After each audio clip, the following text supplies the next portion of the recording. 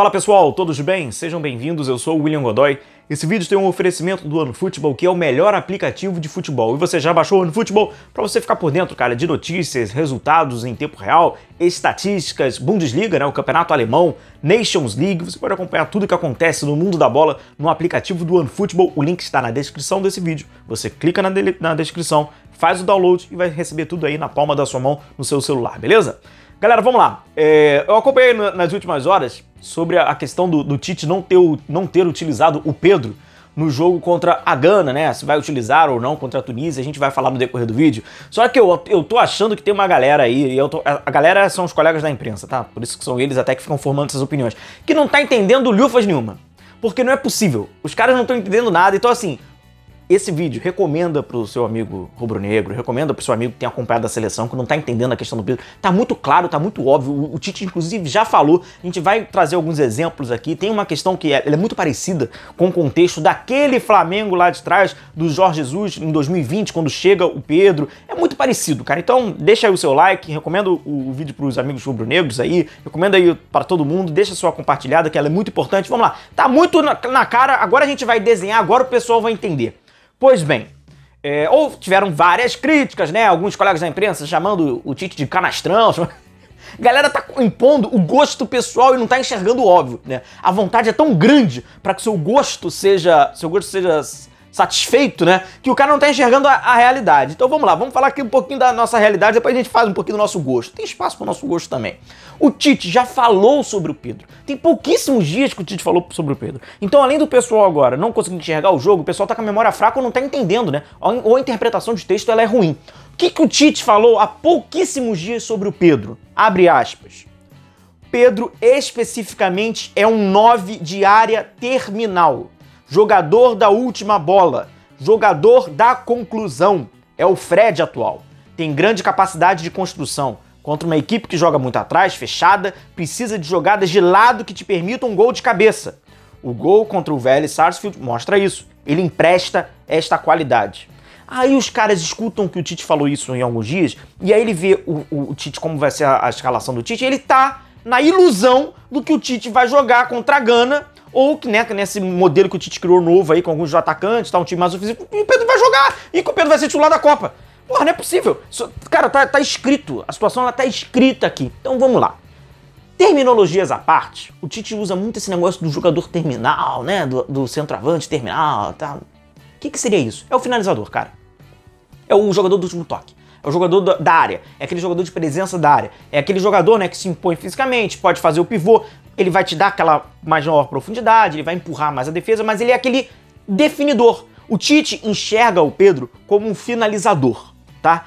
Ah, William, e os outros atacantes? Cara, preparei essa arte pra você, que até criança de 8 anos aí sim vai entender. Como vocês veem, são todos os atacantes ali do Brasil, alguns que já passaram pelo Tite, alguns que estão pleiteando por uma vaga, alguns, né, beleza, eu não tô botando o Pedro como um ponto esquerda, galera, isso não tem nada a ver, é quase uma linha. Então essa linha, ela começa no lado esquerdo, ela começa com o Vinícius Júnior e ela termina com o Pedro. O que eu tô querendo dizer? Eles são opostos, né? Então, Vinícius Júnior, ele é um ponta e o Pedro, ele é um centroavante. Perfeito. A partir dali, quem tá mais próximo do Vinícius Júnior? É o Gabriel Jesus, que ele pode trabalhar como um ponta, ele também trabalha um pouco mais por dentro, mas ele tem características mais aproximadas do Vinícius Júnior do que do Pedro. Olha como vai ficar fácil de entender isso. E quem seria o próximo? É o Firmino, que também não é um centroavante, mas também não é um ponta, ele não é esse jogador terminal, ele já tá mais próximo de um jogador de construção, mas não joga tanto na beirada assim, ele tá ali meio que no meio termo. Diversas vezes, já ganhou minutos, já jogou Copa do Mundo com o Tite, tá ali, né, dentro daqueles 26, é um grupo, é um número inchado, é verdade, mas tá ali brigando e tal. Quem é o próximo dessa linha de proximidade? Richarlison. Ele não tá próximo ao Vinícius Júnior, ele tá bem próximo do Pedro, mas ele não é o Pedro, ele não tá na mesma fileira do Pedro, ele não tá na mesma prateleira do Pedro. O que o Richarlison é? O que a gente viu? É um jogador que, como o Tite também já falou, que ele também é esse tal desse terminal, já é um jogador goleador, é um jogador que também tem capacidade de fazer gol, mas é um jogador de construção, de muita mobilidade, né? Então ele tá mais próximo ali do Pedro, mas ele não é o Vinícius Júnior. E o lado completamente oposto é o Pedro. E o que é o Pedro? O centroavante. O que é o Pedro? O jogador terminal. O que é o Pedro? O homem para empurrar a bola pro fundo da rede. Então, assim, eu acho que tá muito fácil agora para entender. E o que é o Matheus Cunha? O Matheus Cunha, ele não tá na categoria do Pedro, ele tá na categoria do Richarlison. O Matheus Cunha, ele é o Richarlison, ele não é o centroavante. Só que aqui, por desconhecimento, o desconhecimento é uma bosta.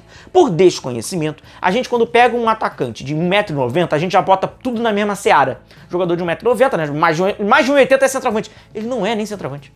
Ele também é jogador de mobilidade, o Matheus Cunha mostrou isso no futebol alemão, que era jogador de saída, então ele tá na categoria Richarlison. O Pedro, ele tem uma vantagem, e na minha opinião, seria uma burrice do Tite não levá-lo para um grupo de 26, porque ele não tem substituto. Porque o Pedro, ele acaba se tornando único por uma condição. E que condição é essa? Aí que a gente tem que entender qual é a condição do Tite. Vamos lá. Prancheta na mão. O Brasil jogou dessa forma, né? Que foi a primeira vez que o Tite experimenta o Brasil dessa forma. Com o Richarlison um pouco mais à frente, Vinícius Júnior aberto pelo lado esquerdo, Rafinha pelo lado direito, Paquetá e Neymar. Um Brasil bem ofensivo, né? Pois bem, o Richarlison não é para ser um 9 nessa ocasião. Nessa ocasião que tem até, inclusive, uma equipe como a Gana, que tinha muitos problemas defensivos, que você consegue, né, trocando passos, se movimentando, abrir espaços, e por isso Vinícius Júnior tinha muito espaço, Paquetá entrava dentro da área, Neymar tinha um corredor enorme, Rafinha fechava na segunda trave, era por mobilidade. E essa, quando é mobilidade, o Tite não enxerga o Pedro como esse jogador de mobilidade. O Tite já falou isso, não sou eu que estou inventando. O Tite falou isso, basta um mínimo de interpretação para os meus colegas da imprensa entenderem o que ele está querendo dizer. Então o que acontece? O Richarlison era aquele jogador de mobilidade. Era o jogador mais à frente, fez 2 gols, beleza, mas não era para ser o 9 fixo. E que 9 fixo é esse? Aí sim, é o Pedro. E quando ele vai usar o Pedro?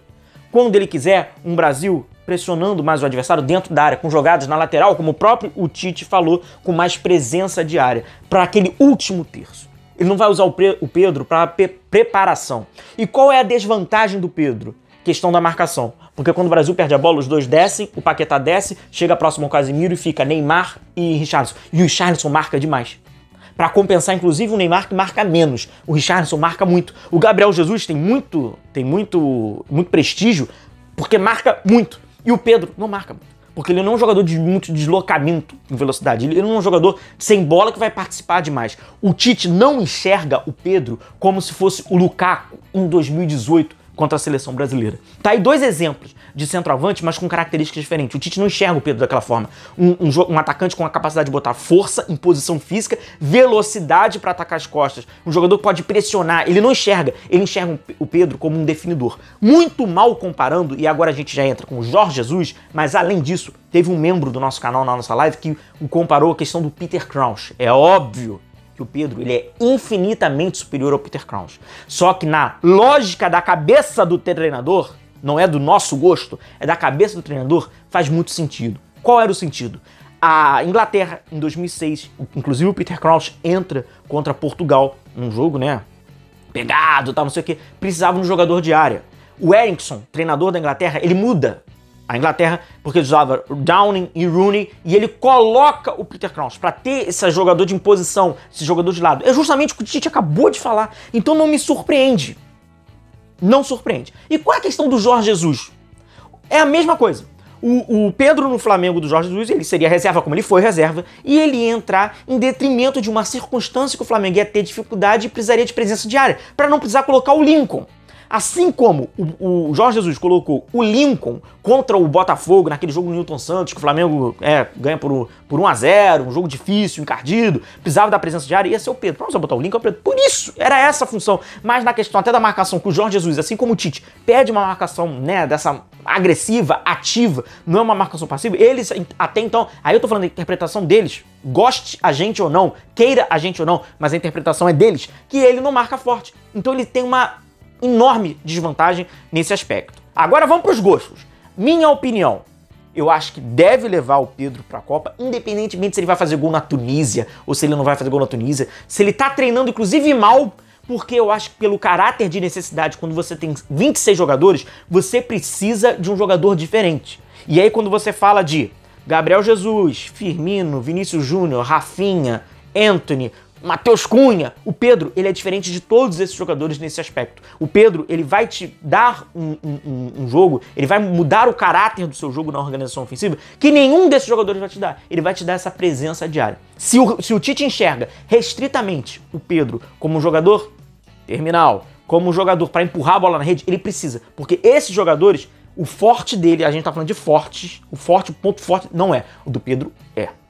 Beleza, galera? Cara, eu acho que depois dessa, se não dá pra entender mais, manda aí, né? Manda aí, compartilha aí o vídeo, porque não tem mais o que fazer, porra. Aí é teimosia do cara já. Não torcer aí pra ver se o Pedro entra contra a Tunísia. Só pra finalizar, eu acho bacana o Pedro não ter entrado naquele jogo contra a Gana. Se não foi pra entrar naquele momento que o Brasil tava bem, com o Vinícius Júnior, com o Rafinha, com o Neymar bem, pra ele entrar, se não era pra entrar ali, já ia entrar no momento que o Neymar tava prendendo a bola pra cacete, tava irritado, Vinícius Júnior já havia saído, Rafinha já havia...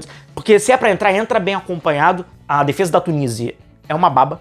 Ela é uma baba. Então, possivelmente, até individualmente pra ele, vai ser bom jogar mais minutos contra a Tunísia que jogar aquele finalzinho ali contra a Gana. E, nada nem nada, o concorrente direto dele, que botam como concorrente, né, que é o Matheus Cunha, não foi bem. Então, assim, eu acho que próximo amistoso ele pode aproveitar. Acho que agora foi, né, galera? Valeu. Forte abraço pra vocês, continuem se cuidando. A gente vai se vendo por aqui. Tchau, tchau.